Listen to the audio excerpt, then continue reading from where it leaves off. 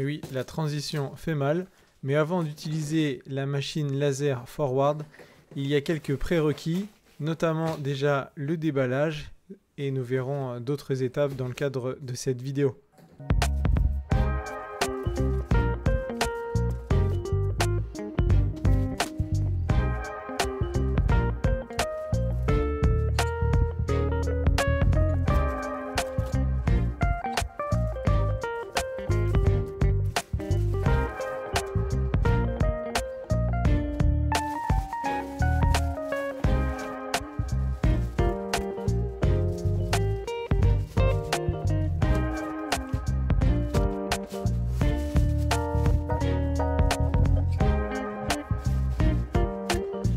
Après le déballage de cette machine laser, voici tous les éléments et accessoires qui vous seront livrés avec. Et à part les lunettes de protection, dans cette vidéo, tout sera utilisé.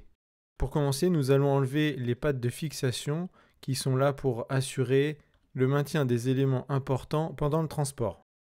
Nous allons donc nous munir de la clé Allen numéro 4 pour enlever ces éléments de fixation qui nous permettront de libérer le socle de travail et également le support de la tête laser.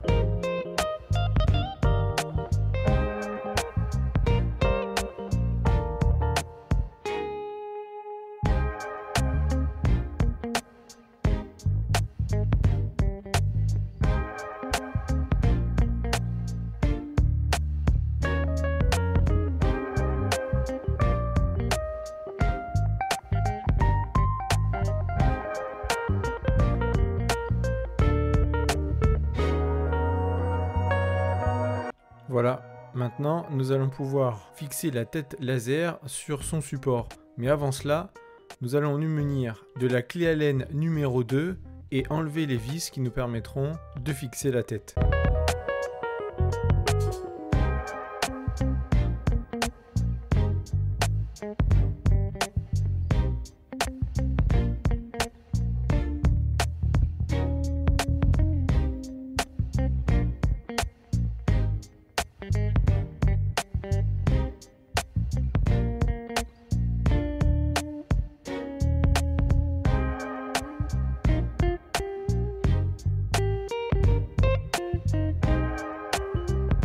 On est bon maintenant pour refixer la tête laser. Bien sûr, on va faire attention de ne pas toucher la lentille focale.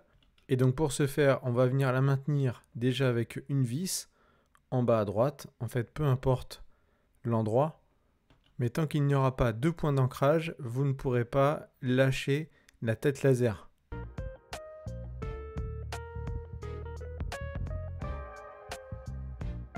Après, on vient mettre une autre vis un petit peu plus en haut pour venir sécuriser. Et après, on aura les deux mains libres pour venir compléter le maintien de la tête laser sur son support. Une fois que toutes les vis ont été installées, on n'oublie pas de venir brancher et d'alimenter par son câble la tête laser. On continue avec la mise en service par l'installation de la clé USB livrée dans la boîte. Et plus loin, on pourra venir alimenter notre machine et on n'oublie pas de relever le disjoncteur. Maintenant est venue l'étape du calibrage. Cette étape consiste à venir faire une frappe de test sur une vitre graduée. Pour avoir la bonne épaisseur, nous venons mettre un châssis métallique plein auquel nous allons rajouter la vitre de test. On fera bien en sorte que la vitre soit bien maintenue par les étaux du socle.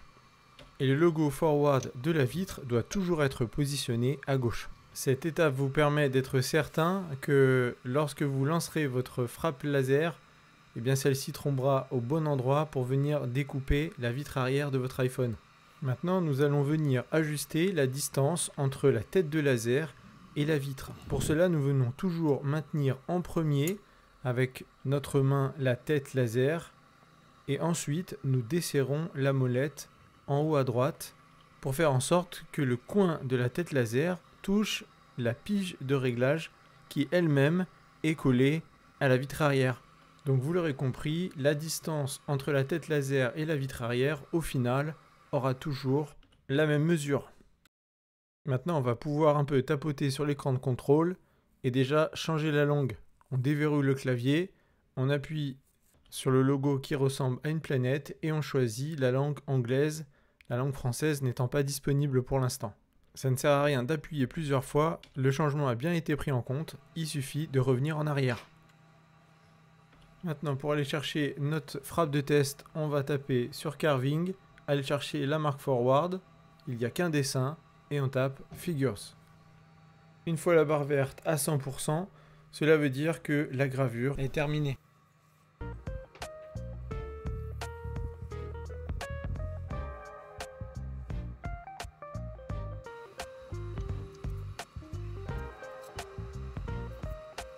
Alors, résultat des courses, y a-t-il un décalage dans la gravure? Eh bien oui, comme dans la plupart des cas. C'est la raison pour laquelle on fait cette vidéo d'ailleurs. Il y a un décalage prononcé sur la gauche.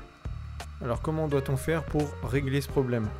Alors concrètement, on est dans ce cas-là, et voici ce que dit le constructeur. Quand la gravure est décalée sur la gauche, on doit augmenter la valeur de la coordonnée X pour le redécaler vers la droite. Pour ce faire, on retourne sur le panneau de configuration, Settings, Center, et là, on va rentrer un code bien précis pour trouver la valeur de X et Y. Maintenant, de combien de millimètres voulez-vous décaler la figure pour qu'elle soit centrée par rapport à la vitre? Nous, dans notre cas, on a choisi de décaler de 0,5 mm. Donc, on prend la valeur de X que vous avez sous vos yeux, 105,95, et on ajoute 0,5, ce qui donne 106,45. Et après, on appuie sur Valider et pas sur Retour.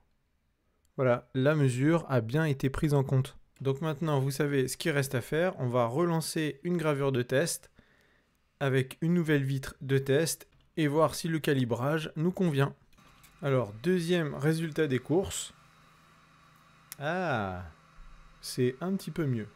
Mais si vraiment on veut être précis, ça mériterait quand même de décaler vers la gauche cette fois-ci. Donc en fait, c'est l'inverse de tout à l'heure. Quand le dessin est trop décalé sur la droite, eh bien on doit réduire la coordonnée de X pour décaler vers la gauche.